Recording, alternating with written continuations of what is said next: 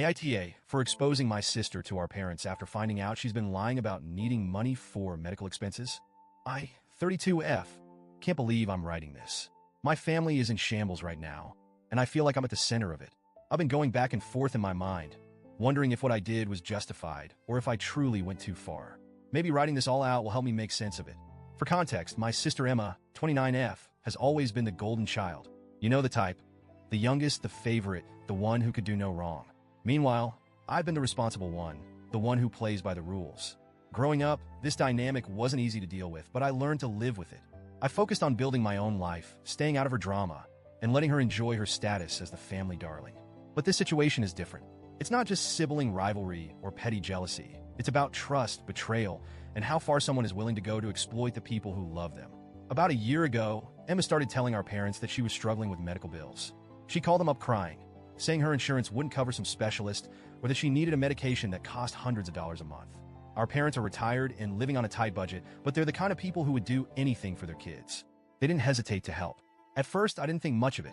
I figured she was genuinely going through something and needed support. But over time, her claims started to feel off. For one, she was always vague about what was wrong. She never gave specifics, just said things like, "It's really personal," or "I don't want to worry you with the details." And while she was supposedly drowning in medical debt, her social media told a very different story. Emma's Instagram was a highlight reel of luxury and indulgence. Designer handbags, nights out at trendy restaurants, spa weekends, and even a trip to Cancun. I tried to convince myself that she was just treating herself to cope with stress, but it didn't sit right with me. How could she afford all that if she was struggling to pay for essential medical care? The breaking point came last week. I was at a coffee shop when I ran into one of her friends.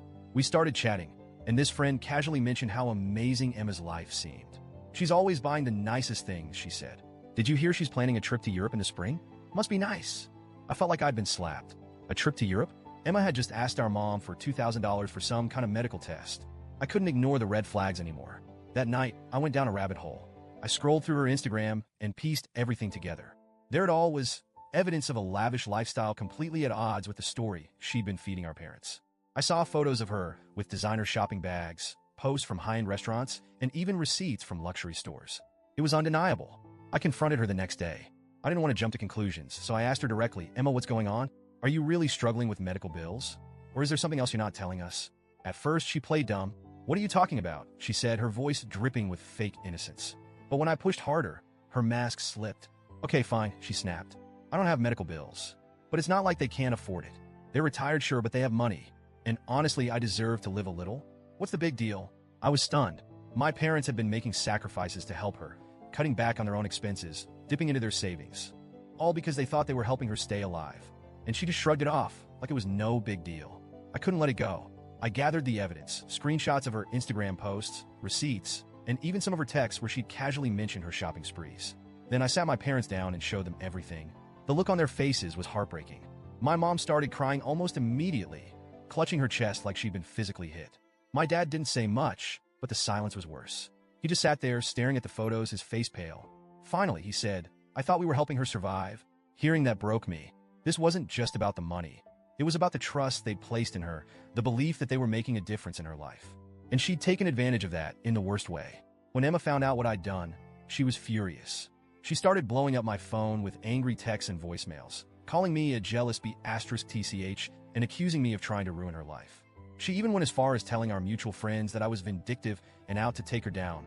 A few of those friends reached out to me, saying I should have handled it differently. "Why didn't you just talk to her again?" one of them asked. "Maybe you could have helped her see the error of her ways without involving your parents." But how could I do that? She wasn't going to stop. She didn't feel guilty. She felt entitled. If I hadn't said anything, she would have kept draining our parents dry, possibly until they had nothing left. Now, our family is a mess. Emma isn't speaking to any of us. My parents are heartbroken, not just because of the money, but because of the betrayal. They've always been proud of how close-knit our family was, and now it feels like that's been shattered. As for me, I feel torn. On one hand, I know I did the right thing by exposing her lies. Our parents deserve to know the truth. But on the other hand, I can't shake the guilt. Did I handle it the wrong way?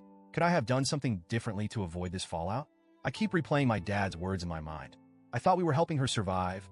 If I hadn't spoken up, they'd still be sacrificing for her, believing they were making a difference. But now, the truth is out, and it's left us all in pieces. So, Ida?